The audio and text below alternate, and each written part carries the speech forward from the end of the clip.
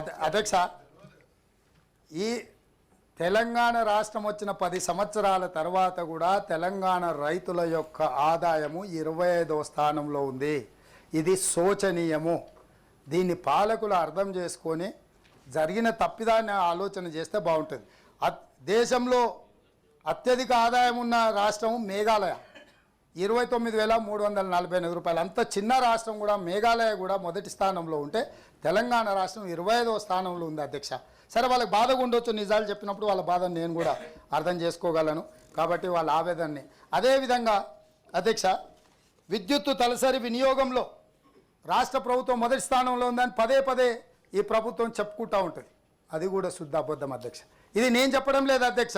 Central electricity authority వార్షిక నివేదిక 2023లో స్పష్టంగా ఏ రాష్ట్రాలు తలసరి విద్యుత్ వినియోగం ఎంతుందో నివేదిక ఇచ్చిండ్రు. 2023 నివేదిక ప్రకారము తెలంగాణ రాష్ట్రం విద్యుత్తు తలసరి వినియోగంలో 10వ స్థానంలో ఉంది అధ్యక్ష. ఇంతకాలం ఈ ప్రభుత్వం అబద్ధాల పునాదుల మీద ప్రజల్ని మభ్యపెట్టే ప్రయత్నం చేసిండ్రో అది కూడా తప్పు. మొదటి స్థానంలో యూనియన్ టెరిటరీస్ ఉన్నాయి అధ్యక్ష.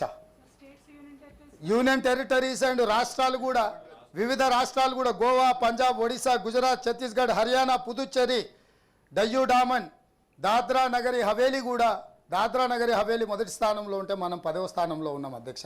ఈ రాష్ట్రాలన్నీ మనకంటే ముందు ఉన్నాయి. కాబట్టి విద్యుత్ వినియోగంలో తలసరి వినియోగం మన మొదటి స్థానంలో ఉన్నది అనేది తప్పు. సో అది కూడా నేను చెప్పదలుచుకున్నాను అధ్యక్ష.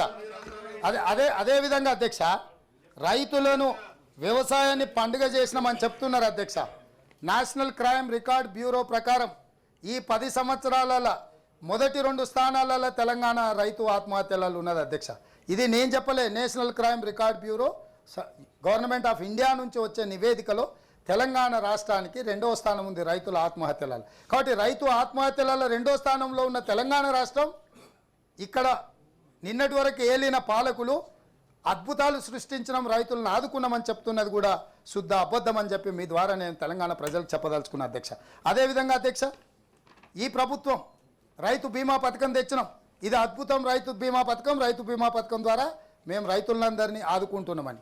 నిజంగా అధ్యక్ష, ఈ ప్రభుత్వం ఎప్పుడు కూడా they have not applied their mind.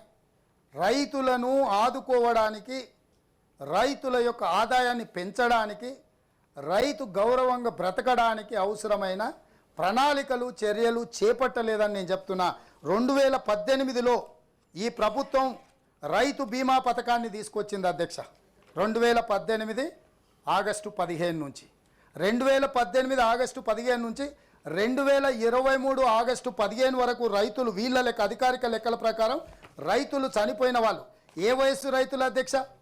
18 సంవత్సరాలు నిండిన వాళ్ళు, 60 సంవత్సరాలు లోబడిన వాళ్ళు, అంటే ఆల్మోస్ట్ యుక్త వయస్కులు. ఇందులో ఎవరు ముసలోళ్ళు కానీ, కాలం తీరో, వయసు మీరో చనిపోయిన వాళ్ళు కాదు.